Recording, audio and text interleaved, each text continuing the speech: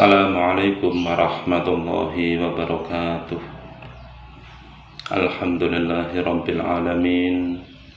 Wabihi nasta'inu ala umurid dunya waddin. Wassalatu wassalamu ala asrafil anbiya'i wal mursalin wa ala alihi wa sahbihi ajma'in, amma ba'd. Anak-anakku pemirsa Kisra yang berbahagia, pertama, marilah kita panjatkan puji syukur kehadiran Allah yang telah memberikan kepada kita berupa iman, Islam, ihsan, dan juga nikmat kesehatan, kesempatan, sehingga kita bisa mengikuti kegiatan Kisra tahun 2022. Salawat serta salam semoga tetap tercurahkan kepada junjungan Nabi Agung Muhammad Sallallahu Alaihi Wasallam. Mudah-mudahan kita bisa mendapatkan syafaatnya di hari kemudian. Alhamdulillah anak-anak, pada sore hari ini saya akan menyampaikan suatu kisah tentang seorang ulama besar yang hidup pada tahun sekitar 700-an.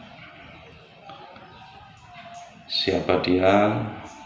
Alkisah, pada suatu ketika ada seorang santri yang menuntut ilmu di salah satu madrasah, dan kebetulan santri itu secara kepintarannya termasuk yang paling bodoh, sehingga pada suatu saat si santri itu sangat frustasi dengan sekolahnya. Dia selalu tertinggal dalam hal pemahaman, nilainya, dan bahkan dari segi kecerdasannya jauh nampak tertinggal dari teman-temannya. Akhirnya si anak itu memutuskan untuk berani izin pamit, dalam istilah sekarang adalah boyong, kepada sang guru. Akhirnya pada satu waktu yang pas, si santri tadi izin untuk pulang. Si guru akhirnya memberikan izin, memberikan waktu untuk berkemas. Akhirnya si santri tadi pulang. Dalam perjalanannya, singkat cerita, dia berhenti di salah satu gua karena hujan lebat yang turun memaksakan dia untuk beristirahat, untuk berteduh. Nah, di dalam gua tadi, waktu istirahat dan berteduh, si santri tadi akhirnya menengok ke dalam dan melihat sebuah batu yang besar, di mana batu itu ada tetesan air dari atas, dan batu itu terlubangi. Sepintas si santri tadi berpikir bahwa batu sekeras itu saja dengan tetesan air yang lembut, yang tidak begitu derasnya, bisa melubangi batu besar sekeras itu. Langsung spontan dia berpikir, sementara saja saya punya otak yang tidak sekeras batu itu, apabila dipakai untuk belajar dan terus menerima ilmu, masa tidak bisa memahami? Dia langsung berpikir seperti itu.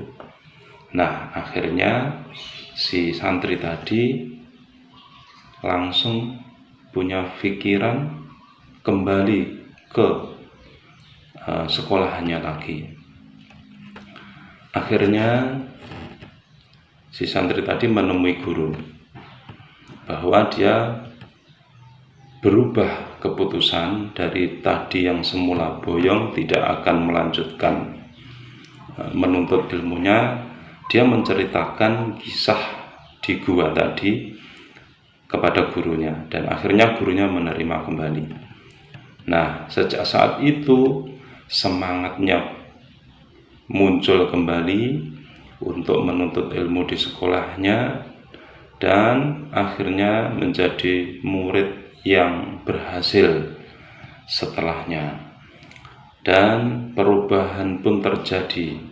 Siapa si santri itu yang sekarang kita bisa mengenal banyak karyanya, yaitu si Hajar al-Asqalani. Dia adalah ulama hadis terkenal yang mengarang buku-buku besar sampai sekarang. Salah satunya adalah Fathul Bari, Syarah Sahih Bukhari, dan Bulughul Maram min Adillatil Ahkam. Sebagaimana cerita yang kami paparkan tadi, paling tidak memberikan inspirasi dan motivasi kepada kita semua, terutama kepada anak-anak siswa, bahwa kita jangan sampai putus asa dalam menuntut ilmu. Kita jangan sampai patah semangat untuk menerima ilmu yang sulit untuk kita pahami. Jadi sebagai catatan bahwa kita seandainya terus belajar dan terus, maka ilmu itu tetap akan kita bisa serap, akan bisa kita pahami, dan kita akhirnya menjadi orang yang benar-benar faham terhadap ilmu yang dipelajari. Kisah Ibnu Hajar al-Asqalani yang dikenal sebagai anak batu, karena Ibnu Hajar artinya anak batu, bisa menjadi motivasi bagi kita semua bahwa sekeras apapun dan sesusah apapun, jika kita betul-betul ikhlas dan tekun serta kontinu dalam belajar, niscaya kita akan menemui kesuksesan, kita akan menggapai kesuksesan di kemudian hari. Jangan pernah menyerah atau putus asa, karena kegagalan itu adalah suatu yang hal biasa. Tetapi jika kalian berhasil bangkit dari kegagalan, itulah yang luar biasa. Sebagaimana dalam firman Allah yang artinya, sesungguhnya Allah tidak akan mengubah suatu kaum sampai Ia sendirilah yang mengubah keadaan mereka sendiri. Quran Surat Ar-Ra'd ayat 11. Anak-anakku, barangkali itu yang bisa kami sampaikan sebagai kisah inspiratif bulan Ramadan kali ini. Mudah-mudahan kita diberi kemudahan dalam belajar, diberi semangat dalam belajar, sehingga kita bisa melakukan hal yang terbaik dan bermanfaat bagi kita semua. Alhamdulillah, ihdinas siratal mustaqim, wabillahi taufiq wal hidayah. Wassalamualaikum warahmatullahi wabarakatuh.